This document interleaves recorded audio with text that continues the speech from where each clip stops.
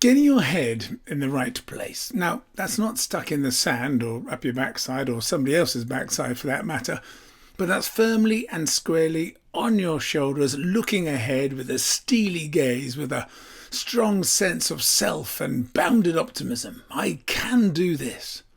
Getting your head in the right place is about recognizing what you can impact and what you cannot, what is within your control and what is not. It's about not losing sight of the big picture, not forgetting about the journey that you're on. It's about recognizing your role in that big picture, considering who relies upon you to get your bit right, keeping cool, keeping measured, keeping focused, and keeping on task. It's also about maintaining our humanity and recognizing that within our colleagues too. And what do I mean by maintaining our humanity? I mean, we are who we are. We're fathers, mothers, brothers, sisters, husbands, daughters, sons, lovers, best mates, colleagues. We are human, we are fallible, we are emotional, but we are tangible, we are real. We should not hide who we really are, and we should seek out to understand others. At the moment, I know many are finding it hard to juggle the demands of work and home, of childcare and conference calls, of nappies and spreadsheets, dog walking and phones.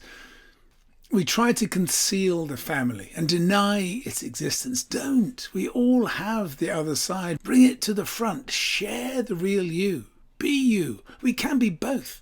Both a brilliant work colleague and a brilliant partner or guardian. And at the moment, there are no clear boundaries between the two. So let's try to be the best we can be at both.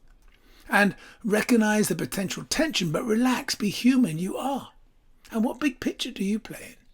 We can all add value to the lives of others, be that within our work or our community. We are playing in a bigger picture, and recognizing that we all do is all part of getting our head in the right place and ensuring that we serve those that rely on us. And how does the news impact us? We are inundated with aggressive, sensationalist opinion, a mixture of both fact and conjecture. Governments the world over are struggling to get a grip on the pandemic. The media seem to have lost their sight of their responsibility to be journalists, as the headlines scream of looming disaster. But what is in our control? There are two powerful, precious elements that can always be ours, and that is our humanity and our reaction. In Viktor Frankl's excellent and moving book, Man's Search for Meaning, he shares that even while incarcerated in a concentration camp in Nazi Germany, his sense of self and being gave him the strength to continue, and that with consciousness comes choice. There is a gap between stimulus and response, and it is that space that we can control. So what is within your control? Make a list of anything and everything that is worrying you or distracting you. Write it down, for real, literally, and then comment next to it. Can I control or change this? If the answer is yes, well, then just do it. If the answer is no, then the next question you have to ask yourself is, well, how can I manage this and cope with it so it does not knock me off course?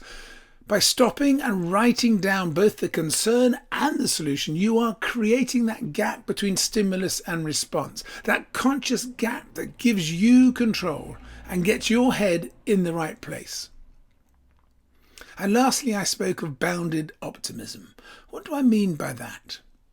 A few years ago, a very good friend of mine was diagnosed with non-Hodgkin's lymphoma. It was a tough time for him and his family. But just before the lockdown, I managed to catch up with my chum and his wife, and we drank wine and spoke about all and nothing.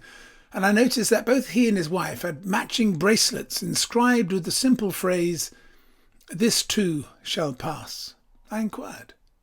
"When I had cancer," my friend replied, "I knew deep in my heart that it would pass. I learnt that nothing is permanent. Happiness and sadness, pleasure and pain, they will all pass. The love and turbulence of a relationship, the joy of a triumph, they all pass. And when there is sadness, we say, this too shall pass, and know that better days are ahead. And when there is happiness, we also say, this too shall pass, and know that we must be present and enjoy these precious moments."